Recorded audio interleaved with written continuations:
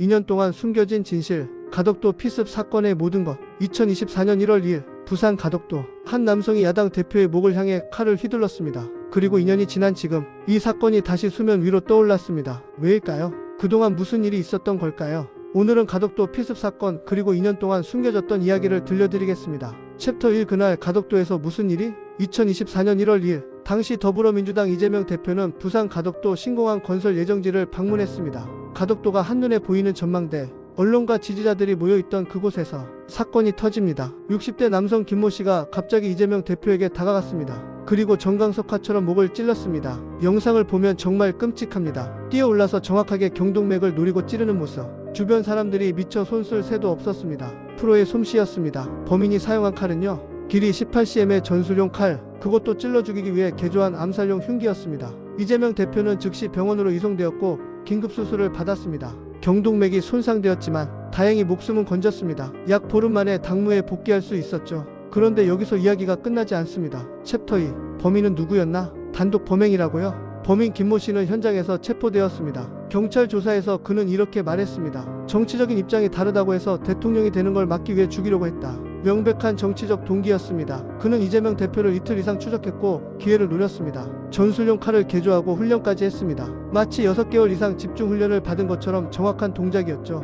2025년 2월 대법원은 김모 씨에게 살인미수와 공직선거법 위반 혐의로 징역 15년을 선고했습니다. 판결문에는 이렇게 적혀 있었습니다. 범행 동기가 정치적 목적이었다. 그런데 경찰과 검찰은 이 사건을 테러로 지정하지 않았습니다. 왜일까요? 테러 방지법은 이렇게 규정하고 있습니다. 국가지방자치단체 및 외국 정부의 권한 행사를 방해하거나 공중을 협박할 목적으로 사람을 살해하거나 신체를 상해하는 행위. 야당 대표, 그것도 유력한 대선 후보를 살해하려 한 행위가 테러가 아니면 뭡니까? 심지어 당시 윤석열 대통령도 테러라고 언급했습니다. 그런데 공식적으로는 테러로 지정되지 않았어요. 단독 범행이고 배후도 없다는 게 수사 결론이었습니다. 여기서부터 의혹이 시작됩니다. 챕터 3.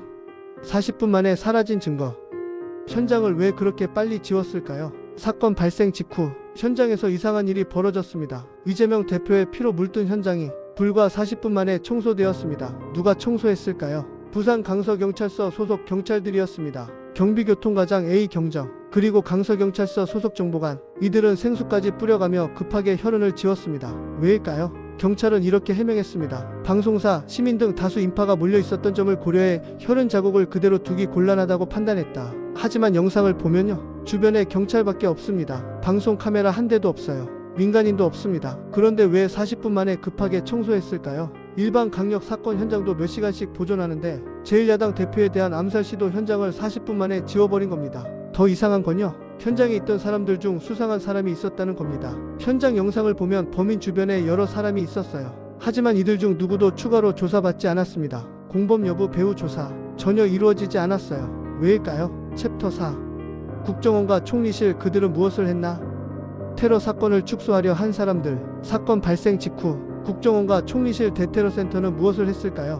당시 국정원은 부산 강서경찰서에 합동조사팀을 보냈습니다. 2번. 그런데 2번 다 돌아왔습니다. 왜냐하면 강서경찰서 총경급 간부가 이렇게 말했기 때문입니다. 우리가 알아서 하겠다. 국정원이 2번이나 돌아왔다고요? 테러 주무부처인 국정원이요? 있을 수 있는 일입니까? 더 충격적인 건 이겁니다. 2025년 4월 3일 윤석열 대통령이 탄핵 심판을 앞두고 있던 시점입니다. 국정원장 특별보좌관 김상민은 급하게 보고서를 작성했습니다. 내용은요, 이재명 대표 피습 사건은 단순 살인 미수다. 보고서에는 더 황당한 내용이 있었습니다. 법원이 제시한 범행 도구인 길이 18cm 전술용 칼을 문구용 커터칼이라고 표현한 겁니다. 문구용 커터칼이요? 18cm 전술용 칼을요? 그리고 김상민은 이렇게 결론 내렸습니다. 테러 방지법 적용이 실익이 없다. 테러 방지법을 적용할지 말지를 누가 판단하는 겁니까? 법원 판결문에는 분명히 정치적 목적이라고 적혀 있는데 김상민은 테러가 아닌 단순 살인 미수라고 단정했습니다. 왜일까요? 여기서 중요한 지점이 있습니다. 테러로 지정되면 국정원이 직접 조사해야 합니다. 배후 공모 세력, 자금 출처, 모든 것을 파헤쳐야 하죠. 그런데 테러로 지정하지 않으면 단순 형사 사건으로 끝납니다. 배후 조사도 없고 공모 세력 조사도 없고 범인 한 명만 처벌하면 끝이에요. 그렇게 이 사건은 묻혔습니다. 챕터 5. 총리실의 메시지 마이너스 사건을 왜곡하다. 자작극이라고요? 사건 발생 직후 총리실 대테러센터는 무엇을 했을까요? 사건을 축소하고 왜곡하는 문자를 유포했습니다. 내용은요, 경미한 사건이다. 자작극이다. 커터칼로 살짝 긁혔다. 이런 메시지가 퍼지기 시작했습니다. 심지어 일부 언론과 유튜버들은 이재명 대표를 명예훼손하는 콘텐츠를 쏟아냈어요. 자작극 아니냐? 진짜 찔린 게 맞냐? 테러 방지법 제12조는 이렇게 규정하고 있습니다. 테러를 선동선전하는 글, 그림, 상징적 표현물이 인터넷이나 방송, 신문 게시판을 통해 유포될 경우 국정원장은 긴급하게 삭제하고 중단 감독을 지시해야 한다. 그런데 국정원은 단 한 번도 이런 콘텐츠를 제재하지 않았습니다. 왜일까요? 테러로 지정하지 않았으니까요. 테러가 아니면 국정원이 개입할 근거가 없으니까요. 결과적으로 이재명 대표는 두 번 죽임을 당한 겁니다. 한 번은 칼에, 또 한 번은 여론에. 챕터 7 2년 후 다시 시작된 조사. 드디어 진실이 밝혀질까요? 2026년 1월 20일 정부는 국가테러대책위원회를 열었습니다. 그리고 마침내 가덕도 필습 사건을 테러로 공식 지정했습니다. 2년 만입니다. 왜 이제야 테러로 지정했을까요? 그건 이재명 후보가 대통령이 되었기 때문입니다. 정권이 바뀌면서 상황도 바뀐 거죠. 2026년 1월 26일 경찰청 국가수사본부는 부산경찰청에 가덕도 테러사건 수사 TF를 설치했습니다.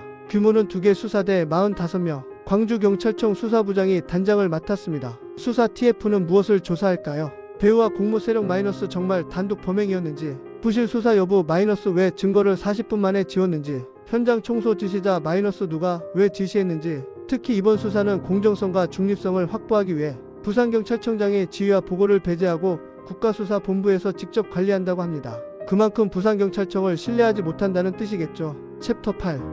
고발된 사람들.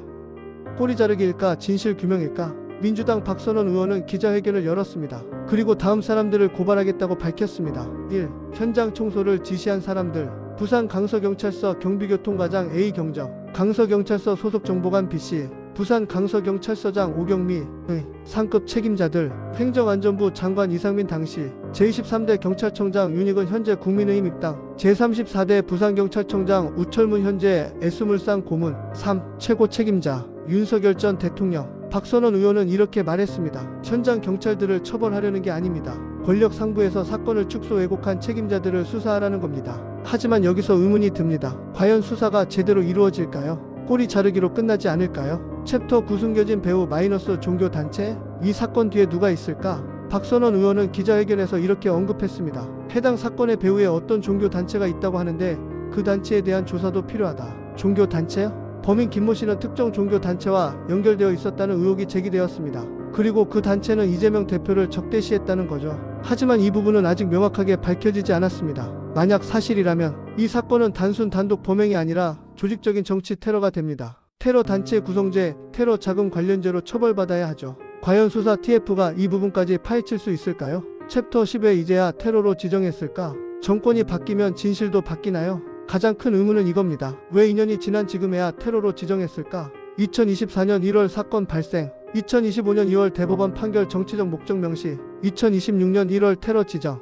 2년이 걸렸습니다. 그 사이에 무슨 일이 있었을까요? 2024년 대선에서 이재명 후보가 당선되었고 2025년 5월 취임했습니다. 정권이 바뀌자 갑자기 테러로 지정된 겁니다. 정권이 바뀌면 진실도 바뀌는 걸까요? 아니면 그동안 진실이 숨겨져 있었던 걸까요? 박선원 의원은 2024년부터 여러 차례 테러 지정과 재수사를 촉구했습니다. 하지만 윤석열 정권은 묵살했어요. 그리고 이재명 정부가 들어선 후 5개월 전에도 촉구했지만 여전히 진전이 없었습니다. 결국 2026년 1월에야 테러로 지정된 거죠. 왜 이렇게 오래 걸렸을까요? 챕터 11 테러로 지정되면 달라지는 것들. 이제 뭐가 바뀔까요?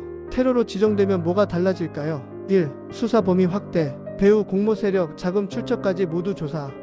국정원 직접 개입. 경찰뿐 아니라 국정원이 직접 조사. 3. 피해자 보호. 테러 방지법에 따라 피해자에게 위로금 치료비 경호 제공. 4. 콘텐츠 제재. 테러를 선동선전하는 콘텐츠 삭제 및 차단. 하지만 과연 이번 수사가 제대로 이루어질까요? 경찰청 국가수사본부는 이렇게 밝혔습니다. 배우와 공모 세력, 당시 미진했던 부분 등을 빠르고 공정하게 수사에 한 점 의혹도 남기지 않겠다. 말은 좋습니다. 하지만 2년 동안 묻혀 있었던 사건입니다. 증거는 이미 사라졌을 가능성이 높아요. 현장은 40분 만에 청소되었고 주변 인물들은 조사받지 않았으니까요. 과연 진실을 밝힐 수 있을까요? 챕터 12 대한민국은 테러 천국이 되는가? 이 사건이 우리에게 던지는 질문. 박선원 의원은 기자회견에서 이렇게 경고했습니다. 이들을 수사하지 않고 이렇게 묻어버린다면 대한민국은 테러 천국이 될 것입니다. 무슨 뜻일까요? 만약 이 사건이 단순 살인 미수로 끝난다면 정치인을 칼로 찔러도 15년만 살면 된다는 메시지를 주는 겁니다. 테러가 아니라고 하니까요. 그럼 다른 사람들도 생각하겠죠. 내가 싫어하는 정치인을 칼로 찔러도 되겠네.